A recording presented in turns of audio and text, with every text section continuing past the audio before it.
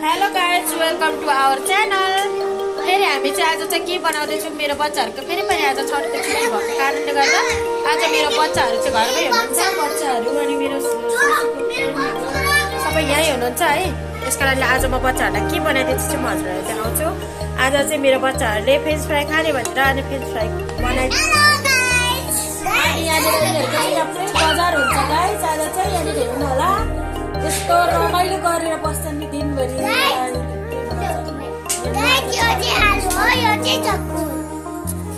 हजुरले के गर्छेको?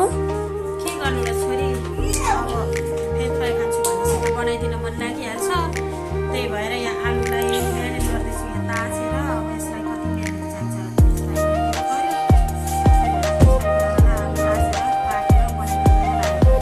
अनि नखाने भन्छौ त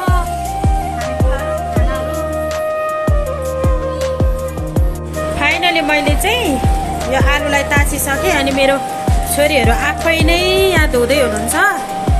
आफै धुने रे, आफूले खाने कुराहरू आफै धुने रे। अब यसलाई धोएर काटेर म रेडी भएपछि देखाउँछु है हजुरहरूलाई। मेरो बच्चाहरूको लागि चाहिँ यहाँ फ्रेन्च फ्राई चाहिँ यहाँनिर पाक्दैछ।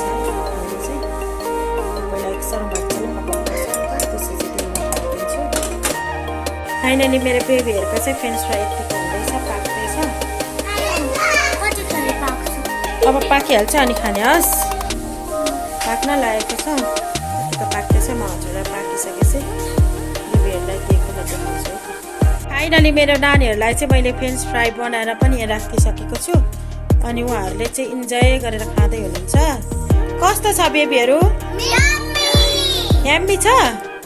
स्कुल छुट्टी भएको बेलामा त इन्जोय हुन्छ नि है। अनि आजको भिडियो चाहिँ यति नै हाम्रो चाहिँ। आज चाहिँ हाम्रो नानीहरूको स्कुलको छुट्टी भएको दिन मैले आज चाहिँ भिडियो यति नै राखेँ। अब भन ससी के भन्छौ तिमी?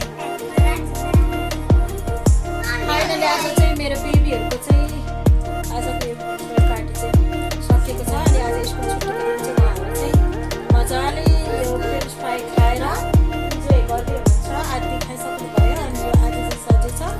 आजको भिडियोलाई चाहिँ यति नै। फेरि हामी भोलि भेट्नेछौँ। आजको भिडियो हजुरलाई कस्तो लाग्छ, यो भिडियोलाई लाइक अनि सब्सक्राइब गर्न नबिर्सिदिनु होला। अनि यो भिडियोलाई कस्तो लाग्छ हजुरलाई इन्जोय लिनु होला भन्दै बाई बाई।